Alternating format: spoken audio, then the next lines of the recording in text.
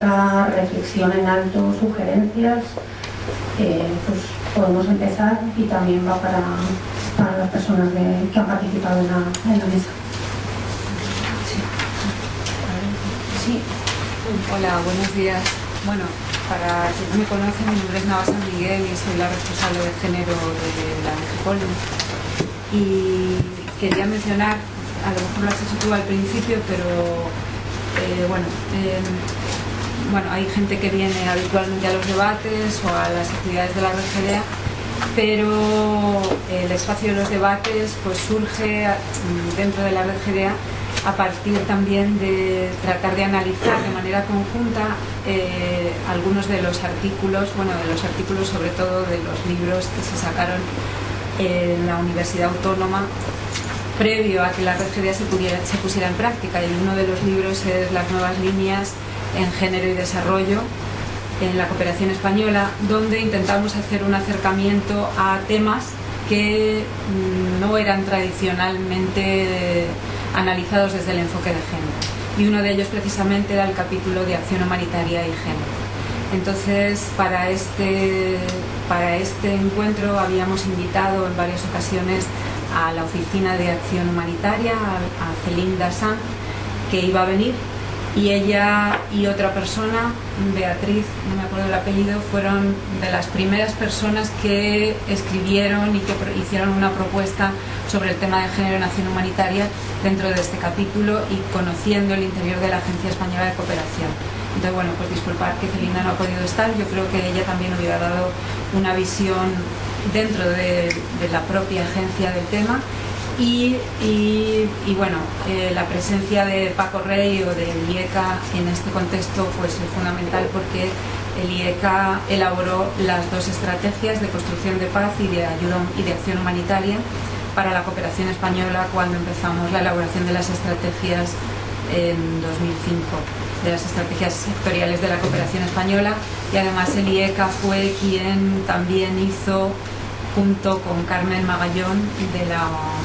Universidad de Zaragoza, el plan de acción de género y construcción de paz. Y bueno, la verdad es que este debate lo hemos ido posponiendo a lo largo del tiempo, pero justo esta semana es cuando se cumple el aniversario de la aprobación de la resolución 1325, que en esta semana se estará celebrando en Naciones Unidas. Así que yo creo que es un momento muy propicio. Por otro lado, también comentar que la presencia de Ofelia en esta sesión, para quien no la conociera, yo tampoco la conocía personalmente y encantada de conocerte, es porque durante la presidencia española de la Unión Europea, el año pasado, uno de los temas prioritarios eran, en un momento dentro de la parte de acción humanitaria, el tema de violencia sexual para la cooperación española, y en este contexto se elabora un estudio a partir de la Oficina de Acción Humanitaria de la Agencia sobre este tema, violencia sexual y el enfoque de género en la acción humanitaria. Entonces, finalmente el tema no quedó como prioridad de las conclusiones finales y de toda la propuesta española. Sí fue el tema del género, una de las prioridades de la presidencia española, y de ahí se aprueba finalmente el plan de acción de género de la Unión Europea para 2010-2015, y el tema de violencia y construcción de paz es uno de los elementos también prioritarios del plan,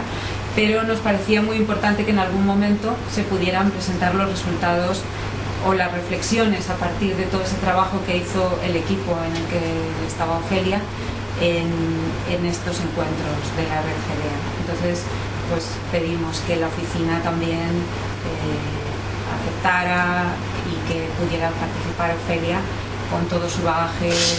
profesional y de análisis en este sentido. Y luego sabíamos pues de hace poquito que la agencia andaluza había tomado una nueva dirección en cuanto a hacer unas herramientas concretas y la elaboración de todo un trabajo de género para la acción humanitaria, que también nos parecía pionero desde un actor de la cooperación española, porque como bien decías, no hay que inventarse nada, pero a lo mejor tampoco tenemos herramientas caseras aquí en la cooperación como para avanzar en el tema. y las dificultades que conlleva aplicarlo. Entonces, siempre la presencia, si bien es verdad que a lo mejor que debería de estar moralmente implícito en cualquier herramienta, sabemos bien en la práctica, la gente que trabajamos en los temas de género, que no es así. Entonces siempre depende mucho de una persona formada en género, en este caso pues la presencia de Mar Correa, yo creo, dentro de la agencia andaluza, en colaboración con la oficina, con el área de acción humanitaria, creo que ha facilitado que dentro de la agencia andaluza pues se haya dado esta reflexión. Y ella nos comentaba, Mar Correa es la experta en género de la agencia andaluza, y ella nos comentaba que había sido un taller bien interesante y complicado para poner en común las visiones de género y de acción humanitaria entre los actores de la cooperación andaluza. Entonces yo creo que esos esfuerzos siempre hay que destacarlos, que la agencia andaluza esté haciendo este trabajo, que siempre viene de la mano de una persona formada en estos temas que está ahí tratando de luchar para que se superen las resistencias al tema,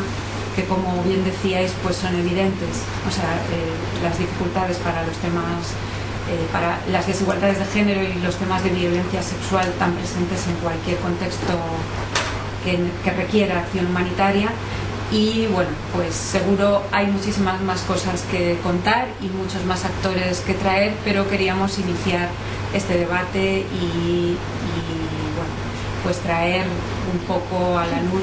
algunas de las cosas que se han venido haciendo y de alguna manera avances, aunque como vemos pues falta todavía mucho por hacer y por aprender y por aplicar en este sentido en la acción humanitaria de la cooperación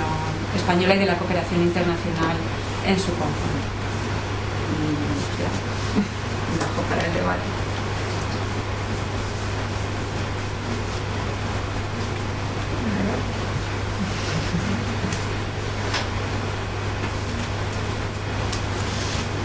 Bueno, pues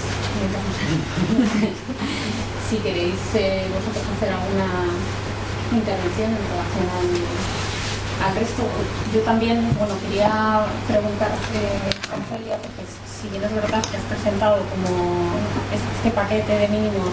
y has hecho alusión a algunos casos en concreto, a mí sí me gustaría, si lo habéis analizado, estudiado, si tienes conocimiento por la propia experiencia, porque a mí es una cosa que me ha llamado mucho la atención, no solo en el ámbito, o sea, la cuestión de género en los conflictos, en situaciones de conflictos armados, sino también en la de catástrofes. Y me refiero a lo que, bueno, últimamente ha sucedido en Haití, ¿no? Que ha habido estadísticas haciendo alusión a el aumento de embarazos durante la catástrofe, que no era precisamente deseado, sino que ha ocurrido pues, de nuevo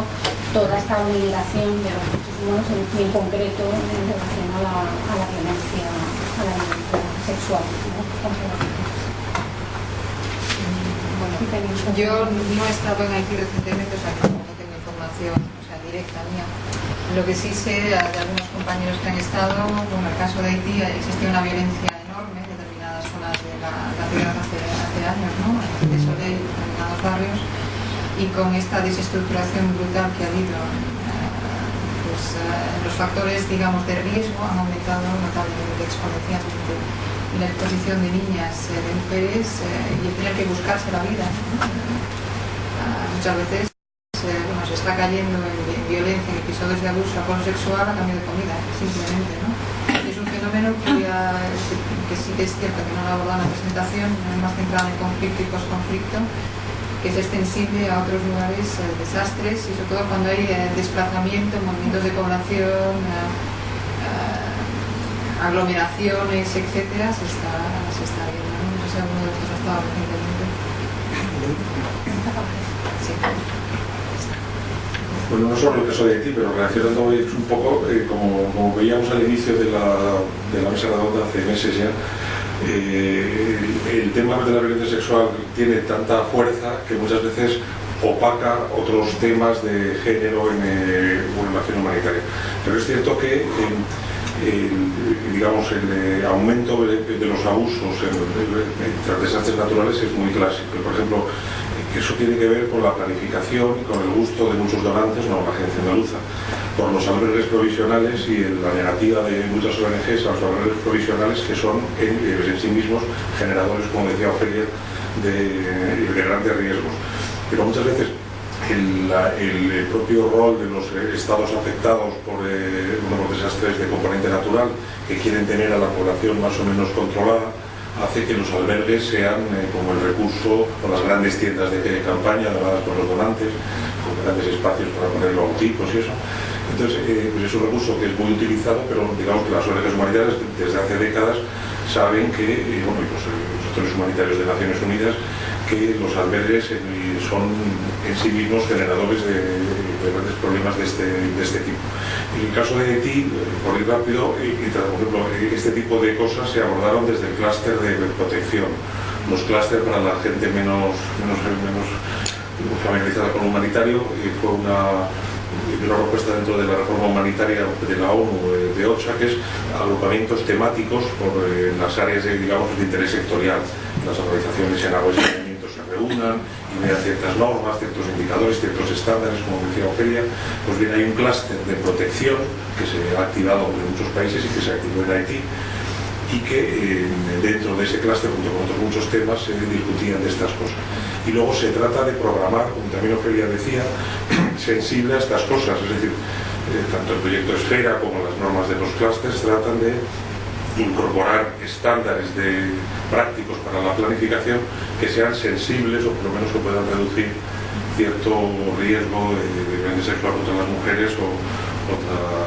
niños y niñas o cuestiones de ese tipo. Es decir, yo creo que sí ha habido en los últimos años una cierta reacción,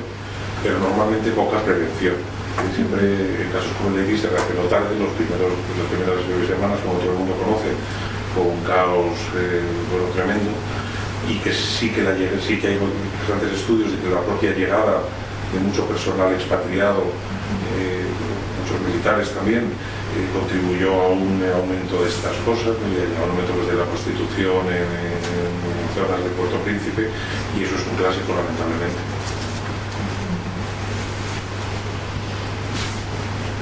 Un poco complementando la pregunta anterior, quería que pudiesen hablar un poco de experiencias, de buenas prácticas de estas herramientas, ¿no? En qué países que esto está empezando y que está dando cierto, y si hay algún estudio de impacto, de efectividad.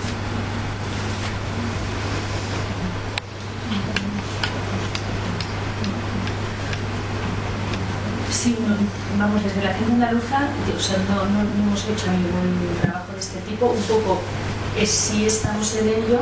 en estas pautas, estos mínimos que están trabajando. Entonces, para llegar a estos mínimos, lo que se está haciendo es poniendo en común qué es lo que cada organización, dos cosas, ¿no? Qué es lo que cada organización considera que han sido buenas prácticas, y además bastante interesante, porque ahora estamos recibiendo los inputs y no todo el mundo está de acuerdo en que eso es una buena práctica, no es una buena práctica, o cómo los humanitarios ven, de repente han identificado una buena práctica, de repente pues la compañera Manu dice, esto es una buena práctica en acción humanitaria, qué horror, ponen los pelos de punta, ¿no? Y entonces, no, preparás, tal, o sea que eso también da, y estamos también en este espacio un poco que está en marcha, de